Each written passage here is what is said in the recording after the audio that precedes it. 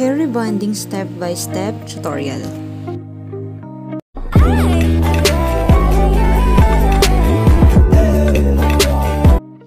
Hi guys, this is Geneva Oliva and welcome back to my another vlog.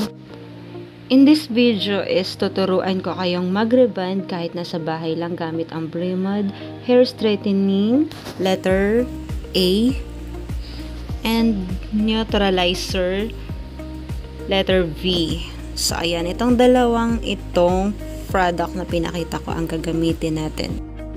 So ayan, si Danica, my little sister, siya ang i-rebond natin for today. So syempre, let's get started. Ito, mag-ready tayo ng isang bowl na pagsasalina natin ang letter A. Ayan, salin lang natin yung katamtaman, yung tamang dami na ilalagay natin sa buhok. Yan, and then haluin. Haluin lang natin ng mabuti bago natin ito i-apply sa buhok ng ating ire-rebond. So, ayan, i-section natin ang buhok sa 3 or 4. And then, yun yung texture ng buhok niya. Sobrang kinky. At mag-uumpisa tayo palagi is sa likuran. Sa likuran ako nag-start. And then, bago natin i-apply yung treatment, siguraduhin na magsuot ng gloves. At huwag din kalimutan na lagyan ng sapin ang ire-rebond natin. At huwag ding sasagad sa anit yung gamot kasi hahapdi yung anit. Yan. Ayan, katulad ng pag-a-apply ko ng letter A na gamot, yun yung straightening treatment. So, ayan, ganyan susuklayin. Then, i-apply lang yung letter A na gamot na maayos sa buhok. Ayan, hanggang sa ibababad natin siya for 1 hour. For 1 hour natin ibababad yung gamot na yan sa buhok ni Danica. So, ayan. Ayan, sinampuhan ko siya nung binanlawan ko na. Tsaran! Ayan, nabanlawan na natin. And ngayon naman is tutuyuin natin siya gamit ang blower. So, ayan, tapos na tayo sa letter A. Yun nga yung paunat na gamot. And then, punta naman tayo sa pagtutuyo. Ayan, kailangan natin siyang tuyuin, i-blower, at paplantsahin natin ngayon yan pag natuyo na. So, ayan, ito yung unang process ng pagre-rebond. So, ayan, after nga natin na nababad for 1 hour sa gamot, is i-blower, and paplantsahin natin.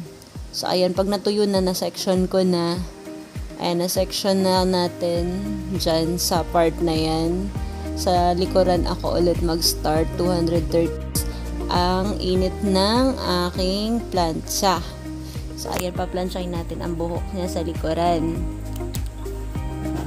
So, ayan, bago tayo magplantsa, isuot muna natin ang gloves. Kailangan natin ng gloves pag magpa-plancha tayo ng buhok kasi makapapaso tayo kapag wala tayong gloves. So, ayan, mas magandang may suot na gloves bago magplancha. And kapag magpa-plancha tayo, kailangan manipis lang yung kuha natin sa buhok.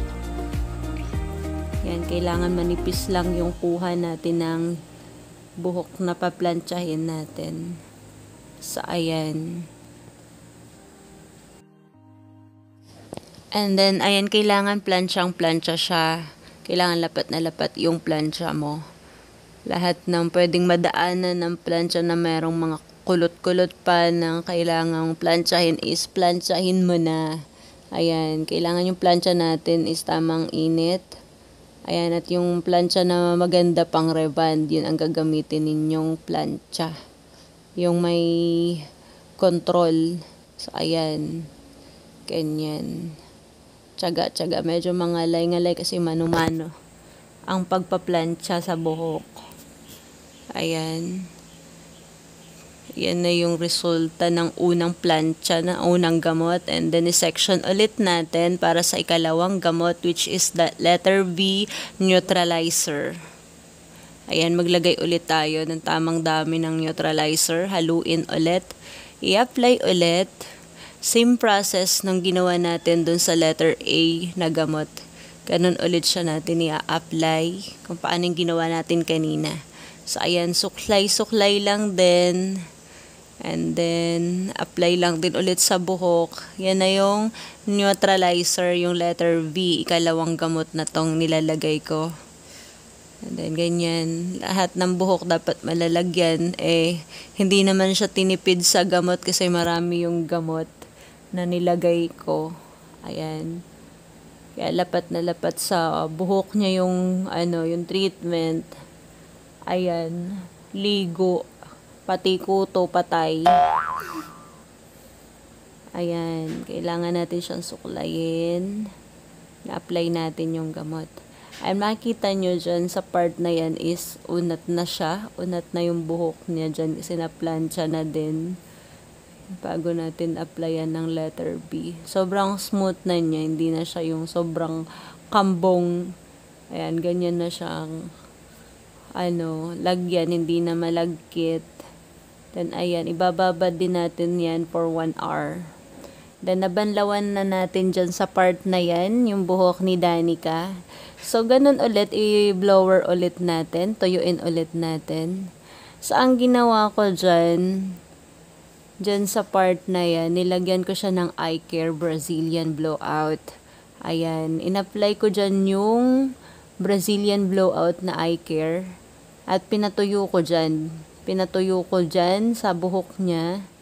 Yan, dyan ko in-apply. Then, habang hindi pa natutuyo, apply ko yung eye care.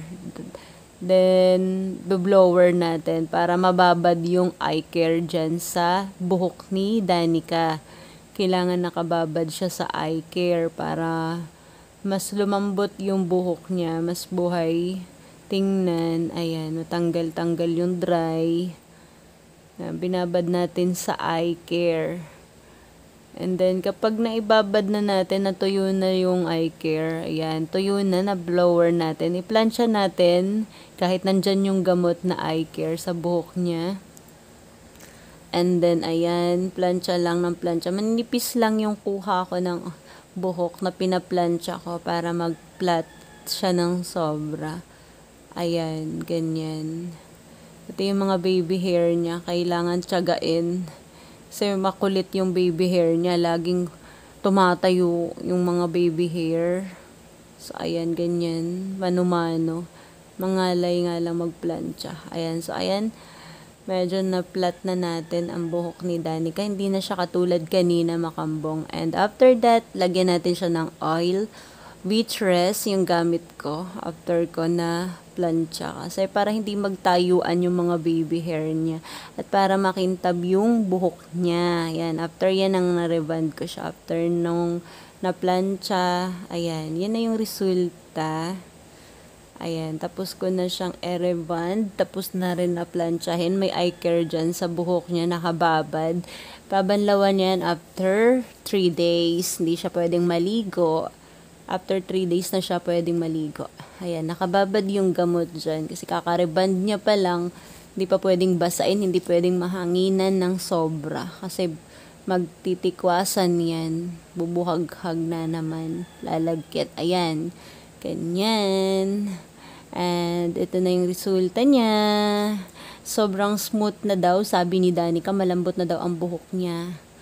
At medyo hindi na daw kinakati ang ulo niya. Nawala na yung mga star-star sa buhok niya. And medyo nagnipis ng konti at kumintab.